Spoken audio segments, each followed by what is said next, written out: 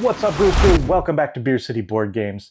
Today, we're going to talk about games that make great stocking stuffer gifts.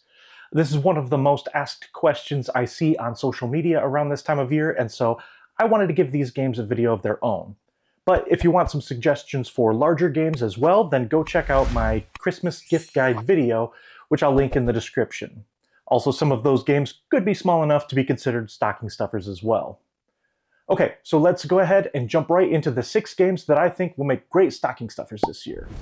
All right, starting out at number 6, this game comes from Oink Games, and they have a lot of games that fit on this list. Their games tend to be pretty hit or miss with me, but we do really like Scout and Startups. But the game that I'm picking for this list is Moving Wild.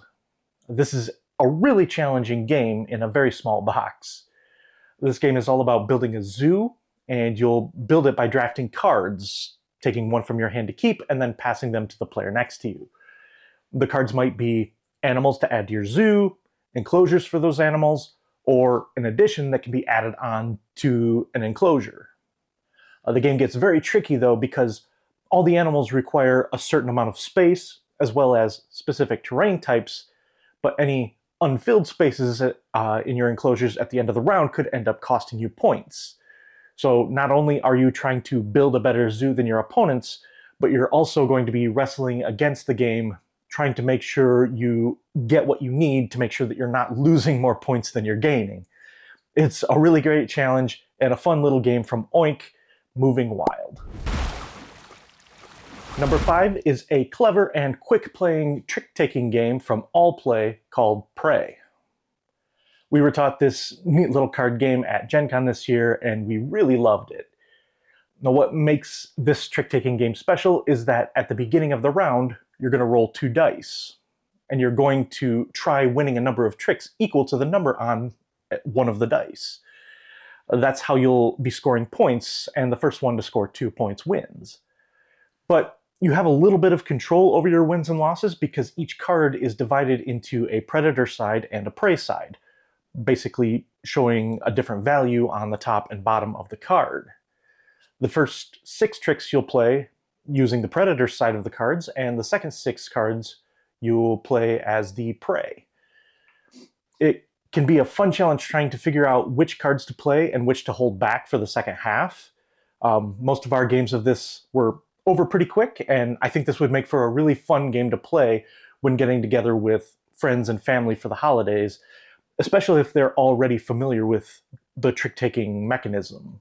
That's Prey from All Play. Number 4 is a game that I almost passed on, mainly because I didn't really like the name or the cover, but after playing it, I will say that Xylotar from Bezier Games is an incredibly fun trick-taking game. In it, you're playing a trick-taking game where you know the card's suit, but you don't necessarily know its number. The person to the right of you will put your cards in order from lowest to highest, and then pass them over to you. Then without looking at them, you'll lay them out in order on the table, in the order that they were passed to you, so you'll know where your high card and low cards are, but you won't know their exact values. And as the game goes on, though, you'll start to learn more and more information about the cards as you play them, which will allow you to home in on some kind of strategy. The number of tricks that you need to win is determined in a really fun way, too. At some point during your turn, you can decide to bid on the number of tricks you'll win that round, and you'll do that by choosing 2 cards that are next to each other and looking at them. One you'll flip over face up in front of you, and the number on that card is the number of tricks that you'll want to try to win. You are going to score points for each trick that you've won, but you'll also score 5 bonus points if you've matched your bid number. It's a super interesting mashup of trick-taking and deduction, although I will say that for a small card game, this is a game that can take up a lot of table space. We tried playing this one with 5 players at a bar at Origins this year, and it was a pretty tight squeeze, but it's a really cool game and lots of fun to play. That's Xylotar. And number 3 is another trick-taking game. Hey, we like trick-taking games, so sue me. It's also another game from Bezier Games, and that's Rebel Princess. Now, according to BGG, this game came out in 2023, but it was new to me this year, and I think it's great. I love the theme, where everyone is playing as a fairy tale princess, trying to avoid proposals from unwanted princes. So, naturally, you don't want to win any tricks with prince cards in them. On top of the fun theme, the gameplay is interesting as well. Each round there will be a new event that changes up the game. You'll also be playing as a famous princess with your own special powers that you can use once per round. Now, the deluxe edition just came out in 2024, and this version may be just a little too big to fit in the stocking. I don't know. I don't know what your stocking situation is like at home, but the standard version of the game should easily fit into a stocking, and I think it would make a great gift for anyone who likes trick-taking games, but also likes games with some special powers. So that's my number 3 stocking stuffer, Rebel Princess.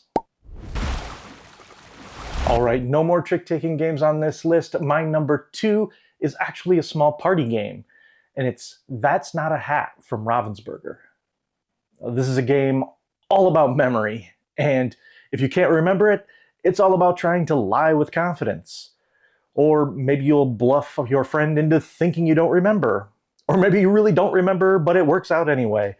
So at the beginning of the game, you will have a card in front of you with some kind of item on them. The starting player will then draw a new card from the top of the deck and show it to everyone, and then pass their original card to the player on the left or right, depending on the arrow on the back of the card. When they pass, they have to tell the person what the item is if they can remember. The person getting the card can either accept it or refuse it. If they accept it, they pass their other card in the same way. And this keeps going until someone decides to call out the player passing them the card. And that's done if they believe that the player does not remember correctly what the item is. The card is flipped over, and whichever player was wrong takes the card as a penalty point. Once someone has 3 penalty points, the game ends, and whoever has the least penalty cards in front of them is the winner. It's a really fun game, and there's always a ton of laughs around the table, but I am absolutely horrible at this game. I have a terrible memory, but even I have fun playing this one, mostly because my failure leads to plenty of laughter. Plus, the theme of the game is gift giving, which seems appropriate for the season, so that's my number 2, That's Not a Hat. And wrapping things up with my number 1 stocking stuffer game for 2024, I'm picking a game that was brought to the US by Arcane Wonders, and that's Vegetable Stock. This game is so simple but so clever. It's an open drafting stock market game that plays in about 15 minutes. Over just 6 rounds, players are going to take turns drafting cards from the middle of the table. Each card has some combination of vegetables on it. Then whichever card doesn't end up getting drafted that round will change the values of the vegetables shown on it. If stock in a certain vegetable gets too high, though, its value crashes, taking it back down to 0. After 6 rounds of drafting and manipulating the market, players are going to multiply the final values of the vegetables by the type of that vegetable that they've drafted throughout the game. Whoever's earned the most points is the winner. This is a great filler game. The 10 to 15 minute playtime on the box is pretty accurate if you only play it once, which we never do. We always end up playing this one several times back to back.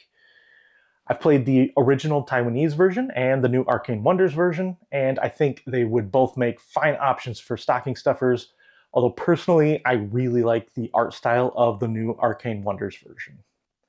This is another game that I think would be a great gift and a great game to play at holiday gatherings, and that's why it's my number 1 stocking stuffer for the year, Vegetable Stock.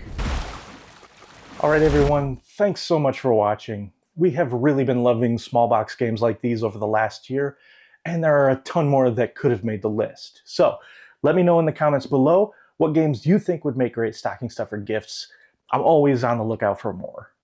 And while you're there, if you enjoyed this video, please consider giving us a like and hitting the subscribe button so you don't miss when new videos come out. We're getting down to the end of the year, and soon I'll be working on my best games of 2024 list, which I am incredibly excited to get started on. But until next time, let's get another round for the table.